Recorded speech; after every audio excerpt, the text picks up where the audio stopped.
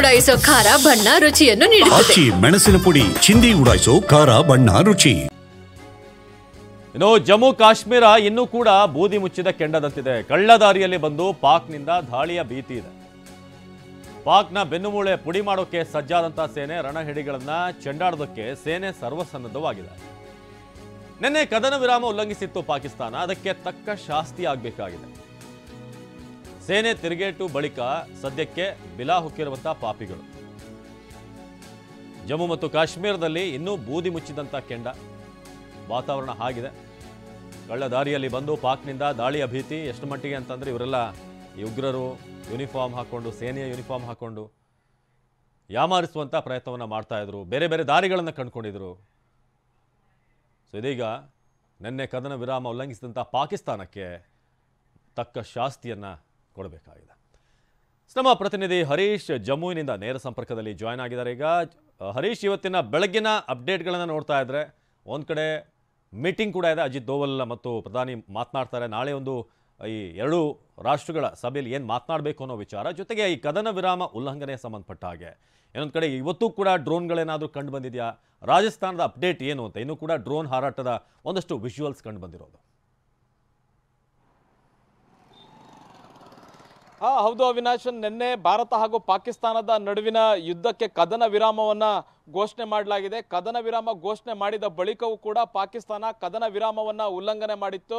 ರಾತ್ರಿ 7 ಗಂಟೆ 8 ಗಂಟೆ 9 ಗಂಟೆ ಸುಮಾರಿಗೆ ಡ್ರೋನ್ ಹಾಗೂ ಮಿಸೈಲ್ಗಳನ್ನ ಹಾರಿಸುವಂತ ಪ್ರಯತ್ನವನ್ನ ಮಾಡಿತ್ತು. ಮತ್ತೆ ಭಾರತೀಯ ಸೇನೆ ಅದನ್ನ ಸಮರ್ಥವಾಗಿ ಡ್ರೋನ್ ಹಾಗೂ ಮಿಸೈಲ್ಗಳನ್ನು ನಿಷ್ಕ್ರಿಯಗೊಳಿಸಿತ್ತು.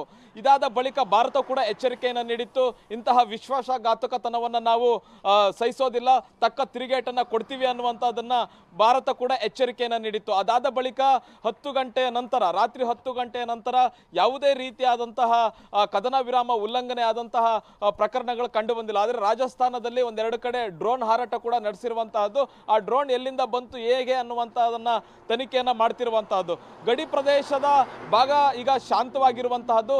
ನಾನೀಗ ಜಮ್ಮುವಿನ ರಾಮ್ಗಢ್ ಪ್ರದೇಶದಲ್ಲಿದ್ದೇನೆ.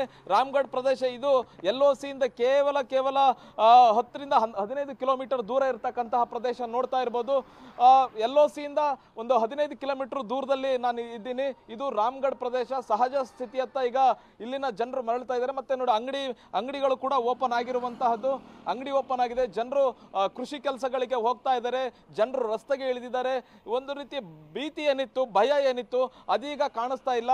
ಎಲ್ಲರೂ ಕೂಡ ಹೊರಗಡೆ ಬರ್ತಾ ಇದ್ದಾರೆ, ಕೆಲಸವನ್ನ ಮಾಡ್ತಾ ಇದ್ದಾರೆ. ಬಹು ಮುಖ್ಯವಾಗಿ ಇಂಥದ್ದೊಂದು ಕದನ ವಿರಾಮ ಘೋಷಣೆ ಆಗ್ತಿದ್ದ ಹಾಗೆ ಇಲ್ಲಿ ಸಹಜ ಸ್ಥಿತಿಯತ್ತ ಈ ಹಳ್ಳಿಯ ಜನರಾಗಿರ್ಬೋದು, ನಗರಗಳ ಜನರಾಗಿರ್ಬೋದು ಬರ್ತಾ ಇರುವಂತಹದ್ದು.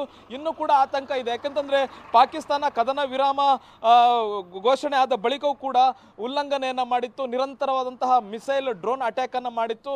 ಇವತ್ತು ಸಂಜೆ ಕೂಡ ಏನಾಗುತ್ತೋ ಅನ್ನುವಂತ ಆತಂಕ. ಯಾಕಂತಂದ್ರೆ ಸಂಜೆ 7 ಗಂಟೆ 8 ಗಂಟೆ ಆಗ್ತಿದ್ದಂತ ಸಂದರ್ಭದಲ್ಲಿ ಪಾಕಿಸ್ತಾನ ನಿರಂತರವಾದಂತಹ ಡ್ರೋನ್ ಮಿಸೈಲ್ ದಾಳಿಯನ್ನ ಇದುವರೆಗೂ ಮಾಡ್ತಾ ಬಂದಿತ್ತು, ಕಳೆದ 18-19 ದಿವಸಗಳಿಂದ. ಇವತ್ತು ಕೂಡ ಆಗುತ್ತೇನೋ ಅನ್ನುವಂತಹ ಭಯ ಇಲ್ಲಿಯ ಜನರಿಗೆ ಇರುವಂತಹದ್ದು. ಈಗ ಪಾಕಿಸ್ತಾನ ಪ್ರಧಾನಿಯೇ ಹೇಳಿರುವಂತೆ ಸೇನೆಗೆ ಸೂಚಿಸಲಾಗಿದೆ, ಯಾವುದೇ ರೀತಿಯಾದಂತಹ ಕದನ ವಿರಾಮ ಉಲ್ಲಂಘನೆ ಮಾಡಬಾರದು ಅನ್ನುವಂಥ ನಿಟ್ಟಿನಲ್ಲಿ ಪಾಕಿಸ್ತಾನದ ಸೇನೆಗೆ ಸೂಚಿಸಲಾಗಿದೆ ಅನ್ನುವಂಥದ್ದನ್ನು ಹೇಳಲಾಗಿದೆ. ಇವತ್ತು ಕದನ ವಿರಾಮ ಉಲ್ಲಂಘನೆ ಮಾಡುತ್ತಾ ಇಲ್ವಾ ಅನ್ನುವಂಥದ್ದನ್ನು ಇವತ್ತು ಸಂಜೆ ಗೊತ್ತಾಗಲಿದೆ. ಇನ್ನೊಂದು ಕಡೆ ನಾಳೆ ಮಹತ್ವದ ಸಭೆ ಇದೆ.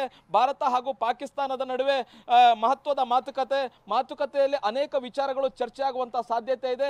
ಹಾಗಾಗಿ ಪ್ರಧಾನಿ ನರೇಂದ್ರ ಮೋದಿ ಅವರನ್ನ ಅಜಿತ್ ದೋವಲ್ ಅವರು ಭೇಟಿ ಆಗ್ತಾ ಇದ್ದಾರೆ. ಪ್ರಮುಖ ವಿಚಾರ ಏನು ಅಂತಂದ್ರೆ, ಪಾಕಿಸ್ತಾನದಲ್ಲಿ ಉಗ್ರ ಸಂಘಟನೆಗಳಿವೆ, ಅವುಗಳನ್ನು ಹತ್ತಿಕ್ಕಬೇಕು. ಮುಖ್ಯವಾಗಿ ಭಾರತ ಈ ಯುದ್ಧವನ್ನ ಘೋಷಣೆ ಮಾಡಿದ್ದು ಒಂದು ಕಾರ್ಯಾಚರಣೆಯನ್ನ ಮಾಡಿದಂಥದ್ದು ಉಗ್ರವಾದದ ವಿರುದ್ಧ.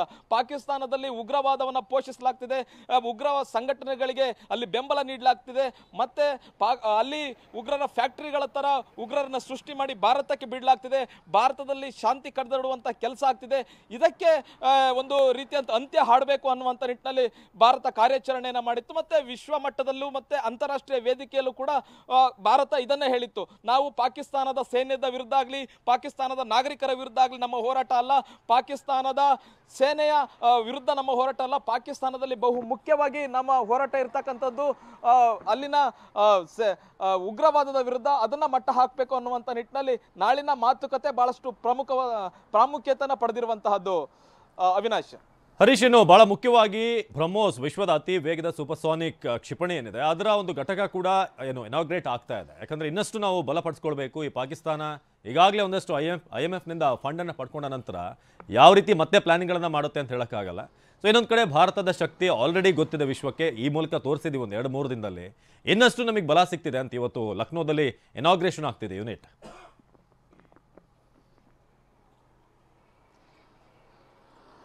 ಹೌದು ಅವಿನಾಶ್, ಮುಖ್ಯವಾಗಿ ಭಾರತದ ಸೇನೆದ ಶಕ್ತಿ ಏನು ಅನ್ನುವಂತಹದ್ದು ವಿಶ್ವಕ್ಕೆ ಗೊತ್ತಾಗಿದೆ. ಅದು ಭಾರತ ಹಾಗೂ ಪಾಕಿಸ್ತಾನದ ನಡುವೆ ಉದ್ವಿಗ್ನತೆಯಲ್ಲಿ ಗೊತ್ತಾಗಿರುವಂತಹದ್ದು.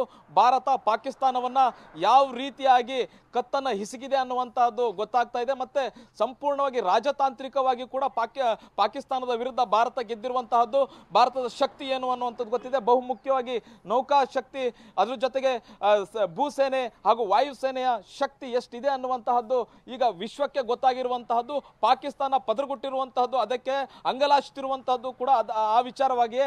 ಹಾಗಾಗಿ ನಮ್ಮ ಸೈನ್ಯವನ್ನ ಸ್ಟ್ರೆಂತ್ ಮಾಡಿಕೊಳ್ಳುವಂತಹ ವಿಚಾರವಾಗಿ, ಮತ್ತಷ್ಟು ಶಕ್ತಿಗೊಳಿಸುವಂತಹ ವಿಚಾರವಾಗಿ ಇವತ್ತು ಲಕ್ನೋನಲ್ಲಿ ನಡೆತಿರ್ತಕ್ಕಂತಹ ಬ್ರಹ್ಮೋಸ್ ಒಂದು ಸೇರ್ಪಡೆ ಕಾರ್ಯಕ್ರಮ ಕೂಡ ಬಹಳಷ್ಟು ಯಶಸ್ವಿಯಾಗಿ ಆಗ್ತಾ ಇರುವಂತಹದ್ದು.